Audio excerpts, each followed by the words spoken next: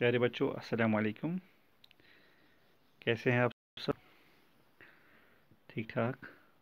प्यारे बच्चों, हमने कल सबक नंबर 24 को पढ़ा था। आइन की मशक की थी हमने।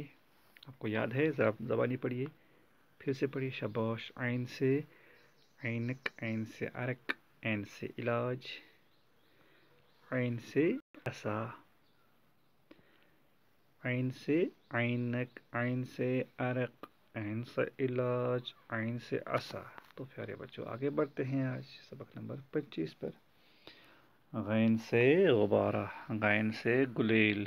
गुलेल चलाया है कभी बच्चों? हाँ, बचपन में ये सब चलाते हैं, लेकिन किसी का पर निशाना नहीं लगाना चाहिए। इससे कोई ज़ख्मी भी हो सकता है ना। बहुत कम इस्तेमाल करना चाहिए शुगल के लिए, लेकिन ज़्यादा नहीं कि आप किसी को तकलीफ़ पहुँचाएँ, किसी जानवर को या किसी इंसान को या किसी दोस्त को। नहीं, हरगिज़ नहीं।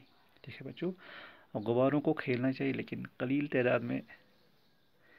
ऐसा नहीं कि आप पैसे ज़्यादा खर्च करें और इनको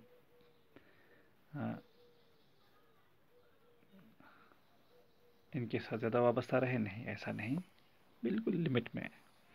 गैन से गुब्बारा, गैन प्लस बे प्लस अलिफ प्लस रे प्लस हे, गुब्बारा। गैन से गुलेल, गैन प्लस लाम प्लस ये प्लस लाम, गुलेल। गैन से गार, गैन प्लस अलिफ प्लस रे, गार। गैन से गला, गैन प्लस लाम प्लस हे, गल्ला। तजदीद का माना 2 बार पढ़ा जाता है, लिखा 1 बार जाता है। पद और याद रखो, गाइन गाइन गाइन गाइन गाइन। ऐन की शक्ल का है और उसके ऊपर नुक्ता है। अब देखते हैं बच्चों, सबक नंबर 25 था, ये 24 हमने पढ़ा। गैन से गुब्बारा, गैन से गुब्बारा, गैन से गुब्बारा, गैन से गुब्बारा।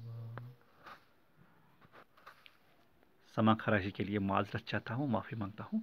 हाँ, गैन से गुब्बारा, गैन से गुलेल, गैन से गार, गैन से गल्ला।